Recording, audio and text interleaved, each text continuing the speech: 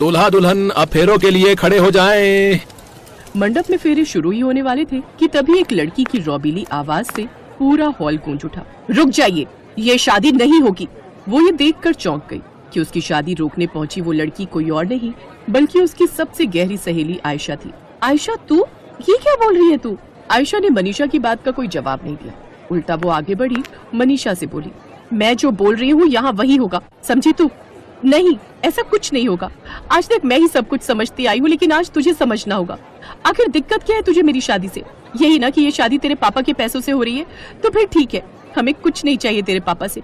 मैं और सचिन जा रहे हैं यहाँ से, किसी मंदिर में जाकर सीधे साधे ढंग से शादी कर लेंगे हम। मनीषा की इस बात पर आयशा मुस्कुरा दी और फिर उसने दूल्हे के लिबास में खड़े सचिन की तरफ देखकर कहा, एक बार इससे तो पूछ ले, क्या इसे तेरा ये फैसला मंजूर है?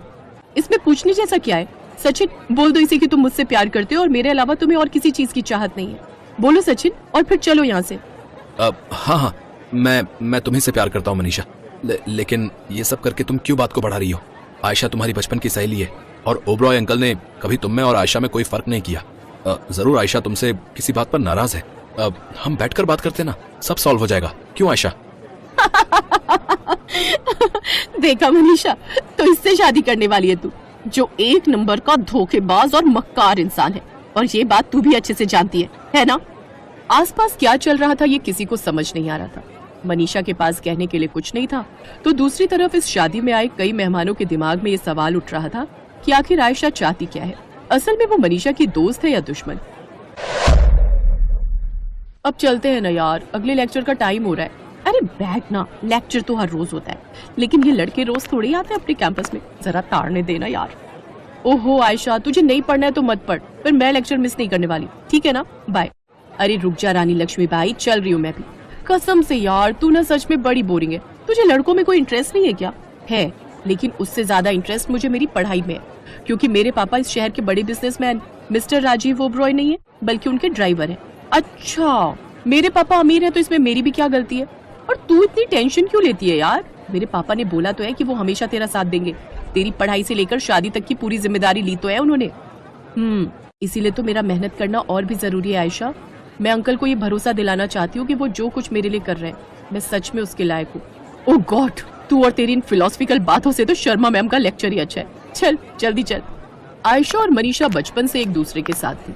दोनों में सगी बहनों जैसा प्यार था, बावजूद इसके कि मनीषा आयशा के पापा के ड्राइवर की बेटी थी। साथ ही उन्होंने मनीषा की शादी करने की जिम्मेदारी भी ली हुई थी, लेकिन मनीषा के लिए ये सब एक बहुत बड़ा एहसान था। और फिर एक दिन, अरे क्या हो गया? तूने मुझे फौरन क्यों बुलाया? पता है मैं। चुप कर और मेरी बात ध्यान से सुन। अब मैंने तुझे उस दिन बताया था ना उस लड़के के बारे में। वही जिसे पहली बार देखते ही तेरे मन में गिटार बजने लगे थे। वही। आज मुझे उसका नाम पता चल गया और ये भी पता चल गया कि वो रहता कहाँ है। अच्छा तो बता ना। आर्यन नाम है उसका। वाओ, कितना अच्छा नाम है ना। A for Aisha, A for Aryan. Wow, कितने अच्छे लगेंगे हम एक साथ में। अब आर्यन, अब एमकॉम फाइनल ईयर। अरे हाँ, पर तुझे कैसे पता?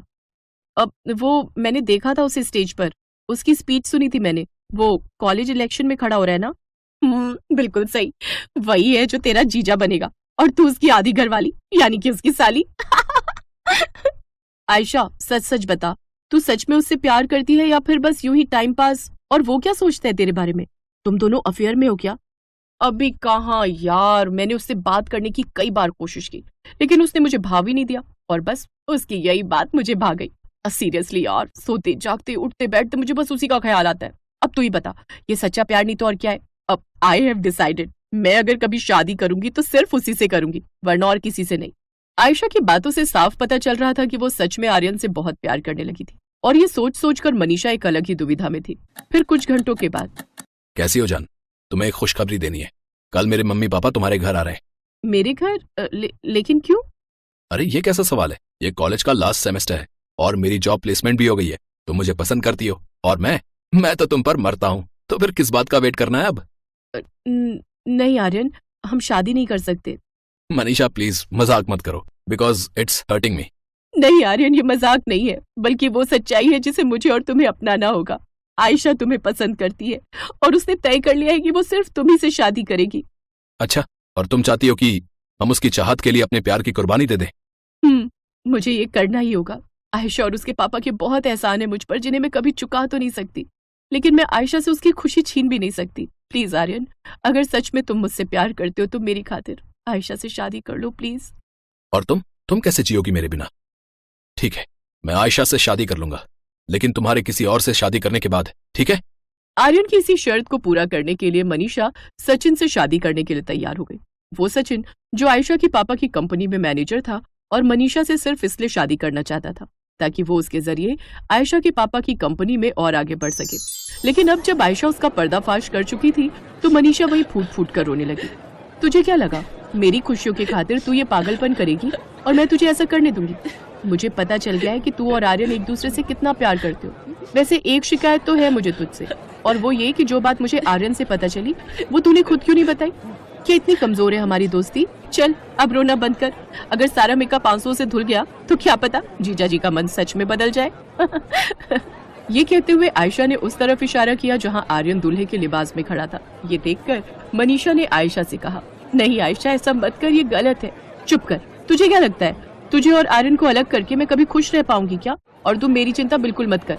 आज से मेरे लिए लड़का ढूंढने की जिम्मेदारी तेरी, और आज इसी मंडप में तेरे सपनों के राजकुमार के साथ तेरी शादी करवाने की जिम्मेदारी मेरी। अब पंडित जी चलिए, अब सब कुछ फिर से शुरू कीजिए। वक्रतुंड महाकाय बड़ी धूमधाम से सूर्यकोटि मनीषा और समप्रभा आर्यन की शादी निर्विघ्नं हुई।